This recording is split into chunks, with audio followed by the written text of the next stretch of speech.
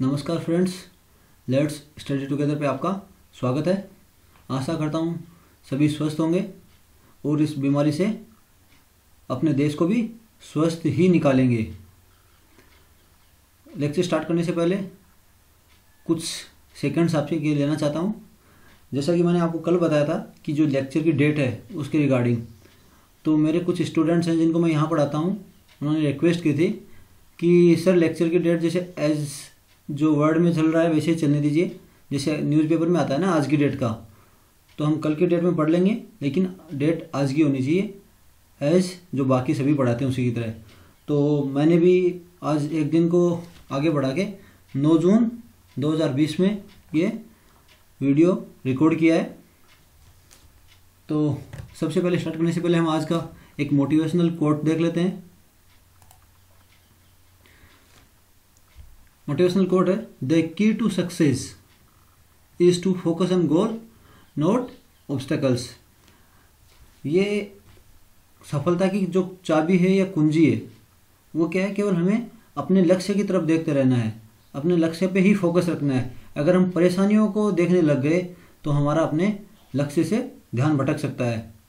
जब हम कहीं पे भी चलते हैं, कहीं हमें बहुत ही ज़रूरत होती है, हम दो यहाँ पे एग्जांपल लेके चलेंगे कि अगर हमें एक तो नॉर्मल कहीं पे भी इतना इम्पोर्टेंट काम नहीं है, वहाँ पे जाना है और रास्ते में अगर कुछ मतलब आंधी आ गई, तूफान आ गया, कुछ भी आ गया कुछ, तो हम क्या है उसको पोस्टपोन कर देते हैं अगले दिन के लिए कुछ भी। अगर वैसे ही अगर हमें कहीं पे इम्पोर्टेंट जाना है और हमारी ट्रेन छूट रही है और हमारी जैसी बहुत इंपॉर्टेंट मीटिंग हो गई, तो अगर आंधी तूफान भी आता है तो हम वो क्रॉस करके हम उस ट्रेन को पकड़ते हैं। तो लक्ष्य भी हमारा वो ट्रेन होना चाहिए, छूटना नहीं चाहिए। और जो भी ऑब्स्टेकल है उनको हमें ध्यान में नहीं रखना है। अगर आप कोई भी अच्छा काम करने जा रहे हो या अपने जो कैरियर में आगे बढ़ने के लिए जा रहे हो, तो उसके अंदर बाधाएं लगभग आती ही आती हैं। एक सच्चे काम में और अच्छे काम में बाधाएं आती हैं। अगर आपका गोल भी अगर डिटरमाइंड है, आपने वेल सोच रखा है कि अपना लक्ष्य पाना है, तो उससे पहले भगवान भी एक परीक्षा लेता है कि ये इस गोल के काबिल है कि नहीं। तो आप परीक्षा में तभी पास हो पाएंगे जब आप उस गोल पे फोकस रखेंगे और बाधाओं को टालते जाएंगे। तो आज की न्यूज़ की शुरुआत करते हैं। तो जब कहते हैं ना दिन की शुरुआत अच्छे से होनी चाहिए, तो न्यूज़ की शुरुआत भी अच्छे से ही होनी चाहिए। तो आज देखते हैं, जो वर्ल्ड मेट्रोलॉजिकल ऑर्गेनाइजेशन है ना, उसने इंडियन जो मेट्रोलॉजिकल डिपार्टमेंट है उसको उसकी बहुत प्रशंसा की है रिगार्डिंग कि इंडियन मेट्रोलॉजिकल डिपार्टमेंट ने जो साइक्लोन अम्फान था उसकी एक्यूरेट प्रेडिक्शन, भविष्यवाणी एकदम सही टाइम पे भविष्यवाणी कर दी थी। अब एकदम सही अगर किसी साइक्लोन, किसी तूफान ऐसे काम है उसकी सही से सही बारे में सटीक जानकारी से अगर बता देते हैं, तो उससे क्या होती है, उससे this prediction immensely help in early response and action. इस प्रेडिक्शन ने जल्दी से जल्दी रिस्पॉन्स और एक्शन के में बहुत सहायता की, जिससे हमने बहुत सारे अपनी जो संसाधन हैं, ह्यूमन लाइफ्स हैं, उनको हमने बचाया है। और अगर ऐसे प्रोडिक्शन सही होते हैं तो हमारे क्या है इकोनॉमी में बहुत फ़ायदा होता है, क्योंकि ये साइक्लोन वगैरह क्या नेचुरल चीज़ें होती हैं। तो अगर प्रोडिक्शन सही टाइम पे हो जाए तो हम वेल इन टाइम के हम अपने स्टेप्स उठा सकते हैं। तो ये एक अच्छी खबर है अपने इंडियन मेट्रोलॉजिकल डिपार्टमेंट की। मतलब वर्ल्ड में एक अच्छा जो डिपार्टमेंट है इसको माना जाता है मेट्रोलॉजी में।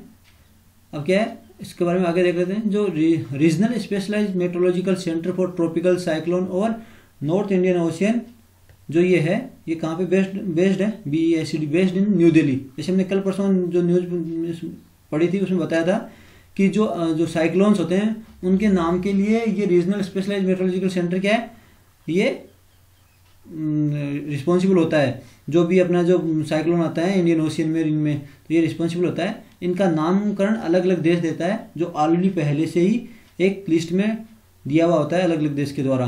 तो इसके थ्रू क्या होता है, जो IMD है ना, जो अपना IMD इंडियन मेट्रोलॉजिकल डिपार्टमेंट, ये इसकी जो रिपोर्ट है इसके थ्रू जो रिलेटेड कंट्री में भेजता है। ये रीजनल स्पेशल एजेंसी किसका है, एक WMO का पार्ट है IMD। अब IMD के बारे में देख लेते हैं। IMD क्या है, IMD है ministry of earth and science की एक एजेंसी है, ठीक है, और इसका हेडक्वार्टर क्या है, न्यू दिल्ली में। अब दूसरा हम पार्ट करते हैं कि इसमें से पर्सन क्या क्या आ सकते हैं। तो सबसे पहले ये जैसे ये अम्फान हो गया, इसका नाम किसने दिया था, ये आप याद कर लेना, एक क्वेश्चन है, इसका नाम थाईलैंड ने दिया था। अभी दूसरा का कौन सा है था, निसर्ग, निसर्ग का नाम किसने दिया था, इसका नाम बांग्लादेश ने दिया था। तो ये साइक्लोन्स के नाम याद रख लेना, मैक्सिमम क्या एसएससी और नॉर्मल जो कॉम्पिटिटिव एग्जाम है उसमें नाम आ सकता है। एंड ये जो रीजनल स्पेशलाइज एजेंसी है, जो एक डिप्लोमा का सेंटर है, इसका हेडक्वार्टर कहाँ पे है, रीजनल वाले का, जो नॉर्थ इंडियन ओशन वाला, इसका हेडक्वार्टर न्यू दिल्ली में है। आईएमडी है, आईएमडी किसकी स्पेशल एजेंसी है, ministry of earth and science की एक एजेंसी है, हेडक्वार्टर कहाँ, न्यू दिल्ली में है। नेक्स्ट न्यूज़ देखते हैं। कल 8 जून को था वर्ल्ड ओशियन डे, ठीक है। जो ओशियन क्या है, समुद्र, जो धरती के लगभग 70% भाग में फैले हुए हैं तथा एक ऑक्सीजन और पानी का बहुत बड़ा स्रोत है। इसके अंदर ये फूड का भी बहुत बड़ा स्रोत है, क्या ऑक्सीजन हो गए, मिनरल्स का भी बहुत बड़ा स्रोत, ये जो हमारे ओशियन हो गए, मतलब ज़्यादातर संसाधन हमें ओशियन से मिलते हैं। तथा वाटरवेज भी हमें ओशियन से मिलता है, जो सबसे कम अपनी एनर्जी खर्च करने में मिलता है। इसमें हमारे जो मानसून है ओशियन से प्रभावित होते हैं, तो हमें सबसे ज़्यादा क्या है, ओशियन को भी बचाना है, एक पूरे समुद्र को एक संसाधन के रूप में मानना चाहिए। तो इसी के लिए वर्ल्ड ओशियन डे 8 जून को मनाया जाता है। ये एस्टैब्लिश कब किया गया था, United Nations conference on environment and development held in Rio de Janeiro 1992, जो एनवायरनमेंट समिट हुई थी ना 1992 ब्राजील रियो डी जेनेरियो में, वहाँ पे इसको मनाने के लिए बात हुई थी। अब थीम क्या है 2000 की, इनोवेशन फॉर सस्टेनेबल ओशियन। तो इनोवेशन फॉर सस्टेनेबल ओशियन की संपोषणीय, क्योंकि ये हमारे पोषणीय जो ओशियन है, जो हमें पोषण प्रदान करता है, उसके लिए हमें अभी इनोवेशन करना है कि ये पोल्यूट नहीं हो। क्योंकि कल परसों हमने न्यूज़ देखी थी, एक जो रशिया में नोरोल्स्की जो एरिया था, वहाँ पे क्या एक बहुत बड़ा डीजल टैंकर क्या होता, एक स्पिल हो गया था। तो उसमें वो अगर ऊपर एक लेयर बना लेता है तो ओशियंस की बहुत बड़े जो होते हैं संसाधन होते हैं, उनको प्रॉब्लम फेस करनी पड़ती है, मछलियाँ मर जाती हैं, तो ये उसका डैमेज होता है। तो अब ये हमें मिलकर कंट्री को सोचना है कि किस प्रकार हम ओशियन को बचाएं। अगर ओशियंस को गंदा ना करें, हम प्लास्टिक का कचरा फेंक देते हैं नदियों में, जो आके जाके समुद्र में मिल जाता है। जैसे आप बहुत बार न्यूज़ में देखते हो कि टर्टल्स होते हैं, जो कछुए होते हैं, वो नेट में फंस जाते हैं और ऐसे ही मर जाते हैं, बड़ी बड़ी व्हेल मर जाती हैं। तो ये फिर एक इकोसिस्टम खराब कर देते हैं। तो ये आज हम शपथ लेते हैं वर्ल्ड ओशियन डे में कि किसी भी नदी नाले में भी हम कचरा नहीं फेंकेंगे, जो आगे जाके जो हमारे समुद्रों को गंदा करते हैं। तो इसमें से क्वेश्चन पूछा जा सकता है, वर्ल्ड ओशियन डे कब मनाया जाता है, ये कब मनाया गया, तथा इसकी थीम क्या है 2020 की। ये 3 क्वेश्चन बनते हैं इसके।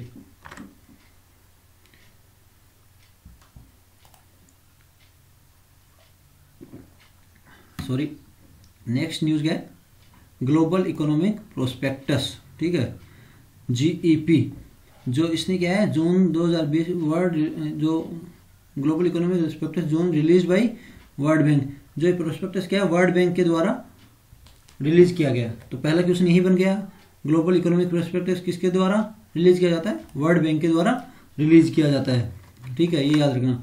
अब इसने क्या फोरकास्ट किया है, forecasted that Indian economy is expected to contract 3.2% in this year at 3.1% is next year as a result of COVID-19। क्या कोविड 19 के चलते लॉकडाउन हो गया, तो कोई भी उत्पादन वगैरह कुछ नहीं हुआ।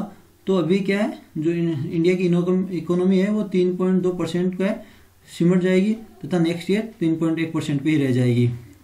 तथा अब देख लीजिए कोविड-19 का कितना बड़ा पूरे वर्ल्ड पे इफेक्ट पड़ा है कि world economy is set to witness its destination since world war 2, कि इसने सबसे अब की बार सबसे बुरा देखा है। ये डेस्टिनेशन नहीं है, सॉरी रिसेशन है, जो मंदी होता है, मैं आपके वीडियो में शेयर कर दूंगा।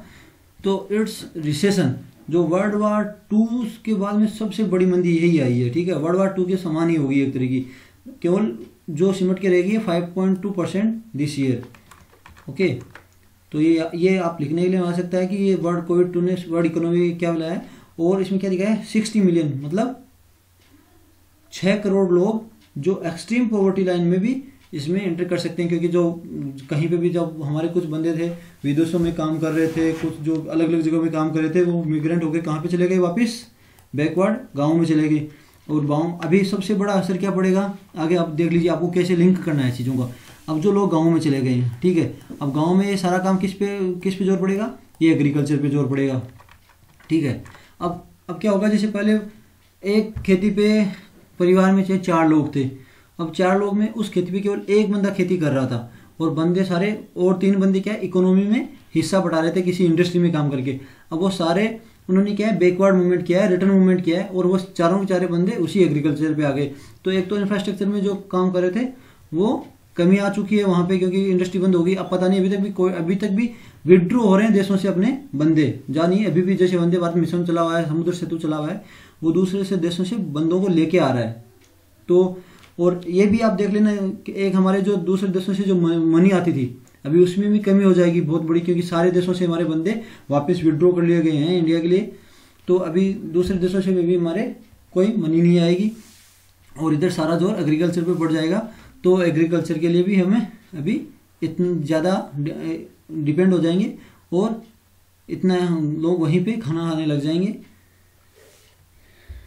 और जिससे कि फिर बाद में क्या होगा कि खाद्यान्न में भी कमी आएगी।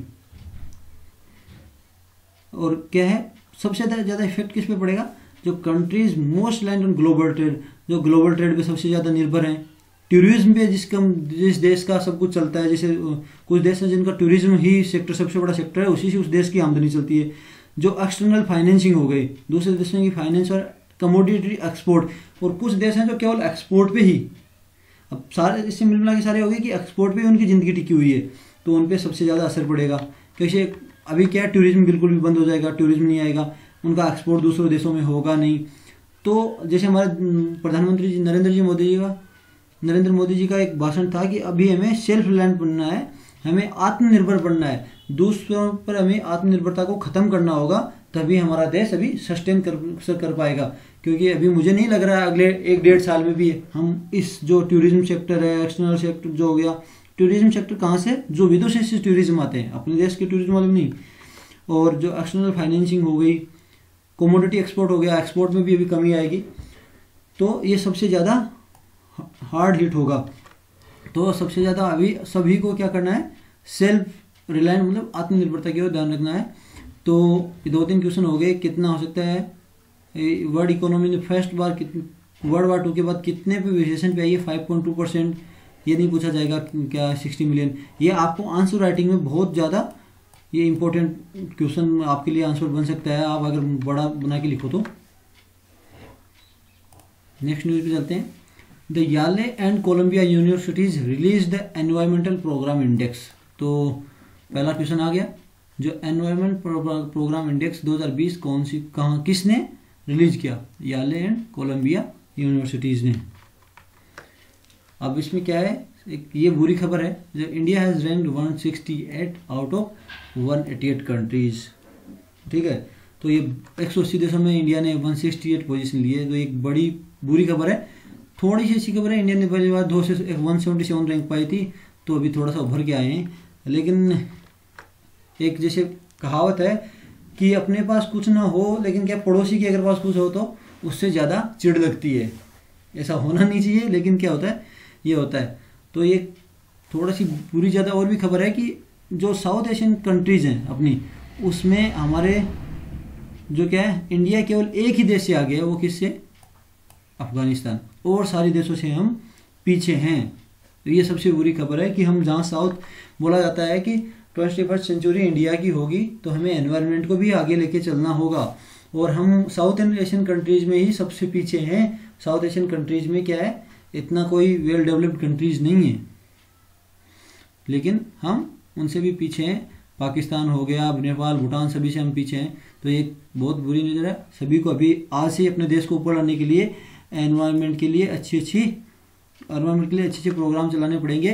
केवल देश की जो गवर्नमेंट है वो अकेली नहीं कर सकती, हमें एक को मिलकर ये एनवायरनमेंट के लिए काम करना है।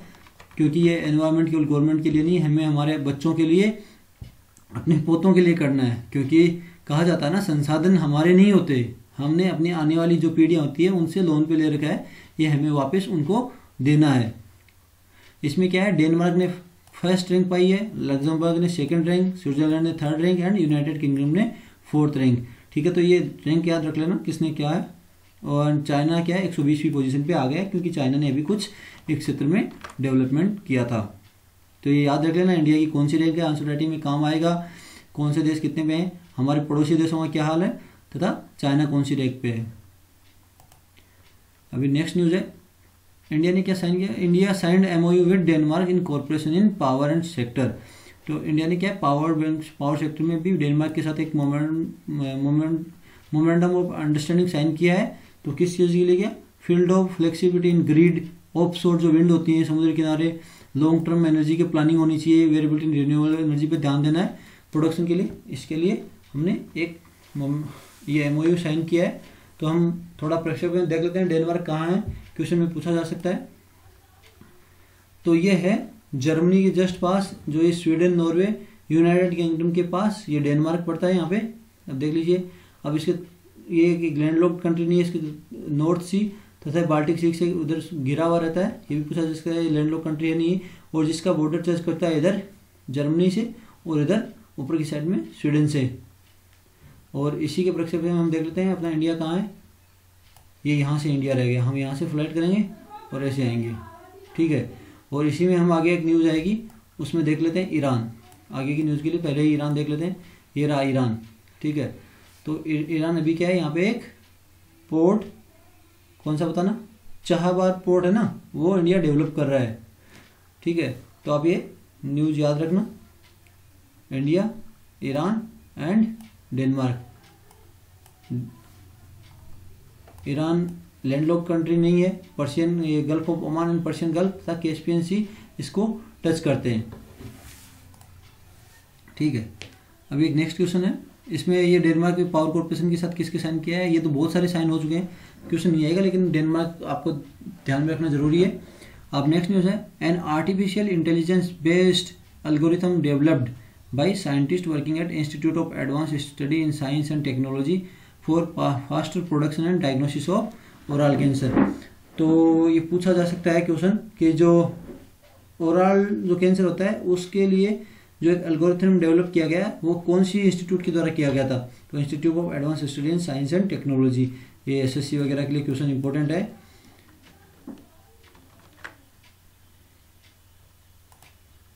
नेक्स्ट न्यूज़ है, NITI Aayog partnership with Agami and Omidyar network for online dispute resolution.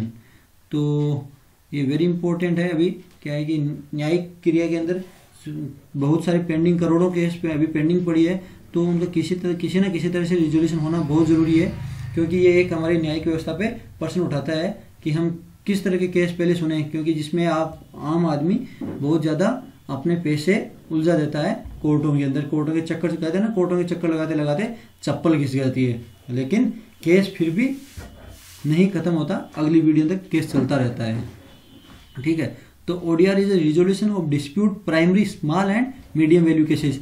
क्या है कि ये प्राइमरी मीडियम वैल्यू केसेस क्या होते हैं कि जैसे छोटे छोटे हो गए, कोई काम हो गया इंडस्ट्री में, हो गया कहीं सीमा विवाद हो गया, मतलब खेतों में कोई भी, मतलब आम आदमी का हो गया, कुछ भी हो गया, तो उसको क्या है, utilising digital technology and techniques of alternative dispute resolution like arbitration, negotiation, medicine. आपने सुना होगा ना, जो ग्राम पंचायत हो गए, जो ग्राम सभाएं हो गई, उनमें क्या होता है कि ये आपका जो दोनों पार्टियां पास में बैठ जाती हैं तथा इतने में लेने देने में अपना क्या है कि इतना रुपए दूंगा मैं, केस खत्म करूं, आपस में मिलजुल के बैठ के केस खत्म कर लेते हैं। और फिर उसको अगर जब दोनों पार्टियां मान जाती हैं, दोनों पार्टी मान जाती है ना, तो उसको फिर सुप्रीम कोर्ट में भी चैलेंज नहीं किया जाता एक बार साइन होने के बाद में। तो ये है केस खत्म करने के लिए सबसे बड़ा होता है कि अगर दोनों पार्टी ही मान गई तो केस ही किस चीज़ का। तो वेरी इंपॉर्टेंट पोर्शन है, जैसे ग्राम न्यायालयों का जो कॉन्सेप्ट होता है वही कॉन्सेप्ट एक इसमें काम में लिया जाएगा, जो क्या है, मीडिएशन और नेगोशिएशन का जो तरीका होता है। अब नेक्स्ट न्यूज़ क्या है, INS Shardul evacuated Indian citizen from Iran. ठीक है, मैंने अभी ईरान दिखाया था अभी। तो ये बहुत सारे ऑपरेशन हो गए, समुद्र सेतु हो गए, ये कौन सी नाव ने कहाँ से निकाला, तो आपको मैप याद रहना चाहिए, इतना क्वेश्चन नहीं आएगा। तो इसमें क्या है, और उनको कहाँ ऑफ बोर्ड किया, पोरबंदर में। It is a part of समुद्र सेतु। जैसे मैंने आपको समुद्र सेतु बताया था ना, मैंने आपको समुद्र सेतु के बारे में बताया था कि ये एक जो वंदे भारत मिशन का एक एक्सटेंडेड पार्ट है, जिससे अपने देश के बंदों को दूसरे देशों से निकाल के लाए।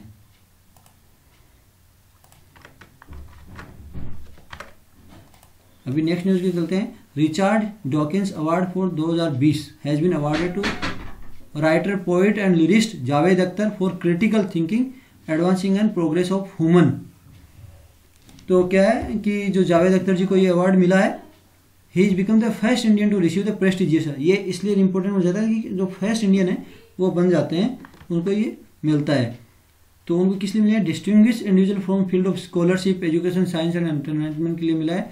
तो आप याद रख लेना जावेद अख्तर जी हैं, कौन सा अवार्ड मिला है और फर्स्ट इंडियन है। ठीक है, ये इंपॉर्टेंट चीज़ें इसलिए है। तो ये अवार्ड किसके द्वारा प्रेजेंट किया जाता है? रिचार्ड डॉकिंस फाउंडेशन के द्वारा। और ये किसके नाम पे था? रिचार्ड डॉकिंस था, जो एक इवोल्यूशनरी बायोलॉजिस्ट थे।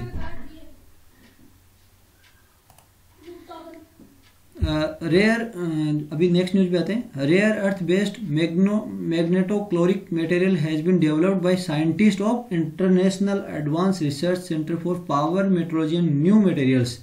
ठीक है, जो क्या करता है? Department of science and technology के अंडर काम करता है। तो आप याद रखना ये इंटरनेशनली है, नेशनल नहीं है। International advance research centre for power and metallurgical new materials.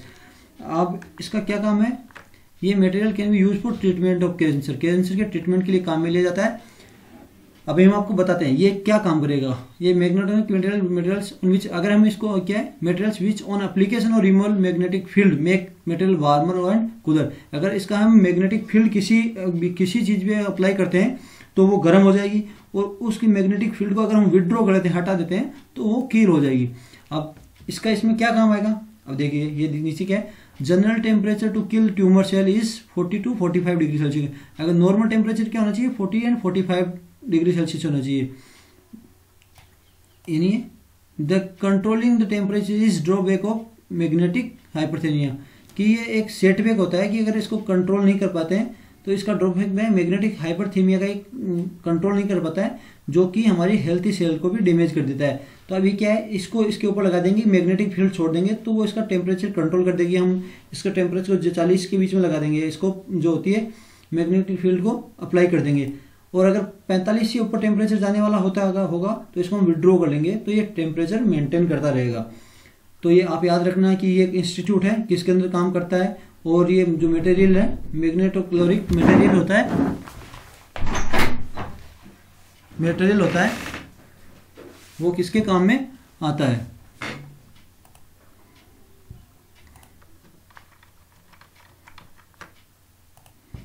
अभी नेक्स्ट न्यूज आते हैं। ऑनलाइन नमीसा 2020, ये है एक समर आर्ट प्रोग्राम जो अनाउंस किया गया है, वो national gallery of modern art 8 जून से 3 जुलाई तक किया गया है। तो इसमें इतना याद लीजिए, ऑनलाइन नमीसा किसने लॉन्च किया गया? National gallery for modern art. ठीक है, तो इसमें क्या होगा कि जो अभी लॉकडाउन के चलते जो म्यूजियम वगैरह में नहीं घूम पाए ना, तो क्या है वो ऑनलाइन विजिट म्यूजियम में घुमाएंगे। इसके अलग अलग जो है ना टाइमिंग होगी कि बच्चों के लिए इतनी टाइमिंग है, ये टाइमिंग इतनी टाइमिंग दिया होगा, घूम सकते हैं। अभी इसमें national gallery for modern art क्या है? एक प्रीमियर आर्ट गैलरी है जो मिनिस्ट्री ऑफ कल्चर एंड के अंडर है, गवर्नमेंट ऑफ इंडिया के। नेक्स्ट न्यूज है inter parliamentary alliance on China. अभी क्या है कि चाइना बहुत तेज गति से बढ़ रहा है, वो अपनी जो एथिकल वैल्यूज भी खो चुका है। जैसे बताया जाता है, कोई बता रहा है कि चाइना ने ही कोरोना वायरस चलाया, कभी कभी क्या है वो साउथ चाइना सी पे अपना दिखा दिवा रहा है, कभी वो जापान की सीमा से छेड़खानी करता है, कभी फिलीपींस की सीमा से छेड़खानी करता है, हांगकांग के ऊपर अपना दबदबा बताया जा रहा है, उस पर कब्जा जमाया जा रहा है, कभी इंडिया की सीमा से छेड़खानी करता है।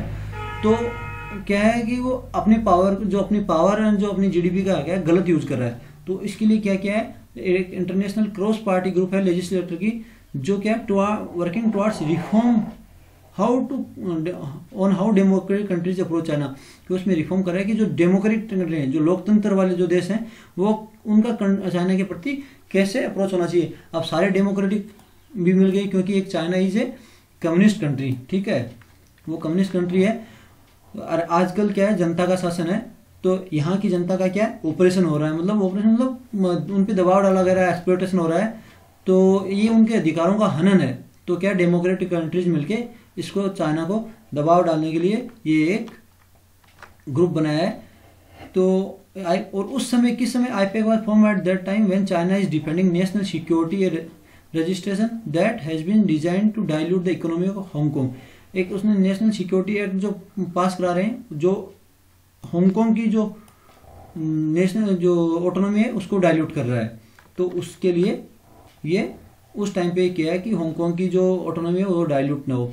ये आप देख लेना कौन कौन से इसमें 8 कंट्रीज हैं इसमें, तो ये आप थोड़ा सा देख लेना, पीडीएफ में प्रोवाइड करा दूंगा। जिसमें हो गया फ्लोरिडा हो गया, EU हो गया, एंड USA हो गया, जापान हो गया, एंड ऑस्ट्रेलिया हो गया, कनाडा हो गया, जर्मनी हो गया, लिथुया, नॉर्वे, ये कंट्रीज हैं उसमें शामिल। तो दोस्तों आज के लिए इतना ही। आशा करता हूँ वीडियो आपको पसंद आया होगा। अगर पसंद नहीं आया हो तो प्लीज़ ज़रूर बताना कि क्या पसंद नहीं आएगा। And if you like it then please like, share and subscribe my channel. Thank you very much.